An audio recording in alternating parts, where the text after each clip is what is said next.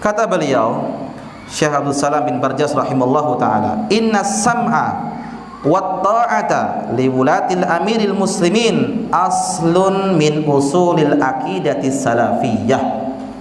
Apa kata beliau? Sesungguhnya mendengar dan mentaati penguasa kaum muslimin merupakan pondasi, prinsip, asas pokok ajaran akidah salafiyah. Yang mengatakan ini bukan saya ya, tapi ulama.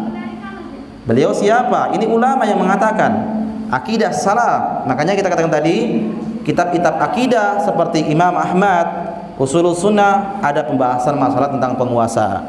Kitab-kitab tentang Syarhus Sunnah Imam Al-Barbahari juga ada tentang pembahasan bagaimana bermuamalah terhadap penguasa. Kitab juga demikian Aqidatus Salaf Al-Imam As-Sabuni juga tentang ada di dalamnya bahas tentang bagaimana seorang bermuamalah terhadap penguasa. Jadi ini bagian daripada akidah.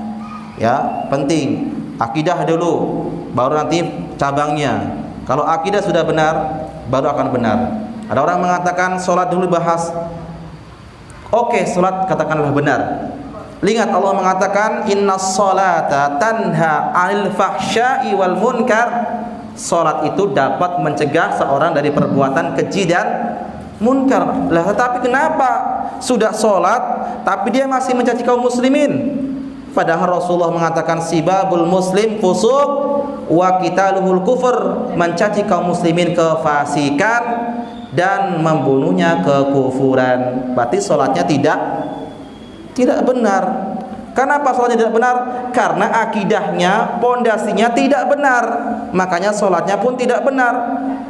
Mana buktinya? Setelah dia sholat masih juga dia menghina, mencaci maki, seterusnya memprovokasi, menjauhkan kaum muslimin dari pemerintah. Ya, ini dah. Qalla an yakhluwa kitabun fihi min taqririhi wa syarhi wa bayanihi. Maka sangat banyak kitab-kitab akidah membahas masalah ini. Ya, masalah ini terhadap penguasa, pemimpin kaum muslimin. Wa madaka illa libaliki ahamiyatihi wa adimi sya'nihi. Karena kenapa? Karena pentingnya pembahasan ini, betapa agungnya pembahasan ini untuk disampaikan. Bisam'i wa ta'ah lahum tantazimu masalihud dini wa dunya ma'an. Karena apa?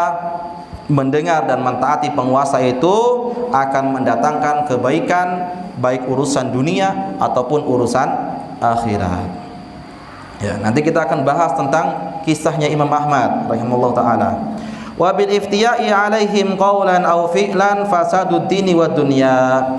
Sedangkan tidak mau membahas masalah ini justru akan menimbulkan kerusakan agama dan kerusakan dunia. Ya. Meninggalkan masalah ini justru akan mendatangkan keburukan, kerusakan masalah dunia dan agama. Wa qad ulima bid darurah min ad-dinil Islam. Ada seorang sahabat yang bernama Umar radhiyallahu ta'ala anhu al-Faruq, khalifah kaum muslimin kedua setelah Abu Bakar. Kata beliau di sini, annahu la dina illa bi jama'atin wala jama'ata illa bi imamin wala imamata illa bi sam'in wa ta'atin. Saya artikan, ketahuilah tidak ada agama kecuali dengan jamaah. Jamaah ini jangan salah paham ya. Jamaah bukan berarti kelompok tertentu, kajian tertentu, ya, organisasi tertentu. Ini kadang orang salah, makanya ada kelompok teroris yang mereka mengkafirkan kaum muslimin karena mereka mengatakan man faraqal jama'ata shibran famata mitatan jahiliyah. Barang siapa yang memisahkan dari jamaah meskipun hanya sejengkal saja, maka dia mati dalam keadaan jahiliyah, dikafirkan. Ya, ada kelompok tersebut harus baiat sama ketua pengajiannya. Kamu kalau nggak baiat kamu kafir. Ya, kalau dia datang ke masjid pulang dipel karena kita najis katanya. Ini ada kelompok seperti ini karena mereka mengatakan jamaah yang dimaksud jamaah dia. Selain dari jamaah dia itu kafir. Ini bahaya. Bukan. Apa yang disebut jamaah? Jamaah di sini adalah jamaatul imam, ya, sebuah masyarakat yang dipimpin oleh satu imam. Jamaah namanya. Paham ya? Baik. Wala jama'ata illa bi imamah, dan tidak mungkin ada jamaah kecuali dengan ada seorang pemimpin. Kepemimpinan. Wala imamata illa bi sam'in wa ta'ah, dan tidak ada kepemimpinan kecuali dia harus mendengar dan mentaati. Ingat, mendengar dan mentaati pemerintah itu konteksnya dalam ketaatan kepada Allah. Ya. Kalau ada pemerintah yang menyelisihi Al-Quran dan Sunnah, bahkan melanggar perintah Allah dan Rasulnya, fala sam'a wala ta'ah, tidak ada ketaatan kepadanya. Ini dia, harus dipahami. Kita mengikuti sesuai dengan Al-Quran dan Sunnah selama tidak bertentangan dengan perintah Allah dan perintah Rasulnya.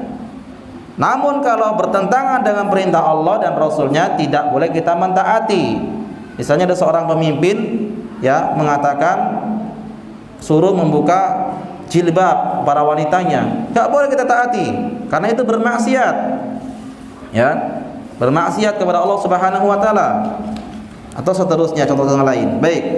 Jadi tidak ada agama kecuali dengan jamaah, tidak ada jamaah kecuali dengan seorang pemimpin, dan tidak ada kepemimpinan kecuali dengan dia harus mendengar dan mentaati. Ingat, ini perkataannya Umar bin Khattab radhiyallahu taala anhu.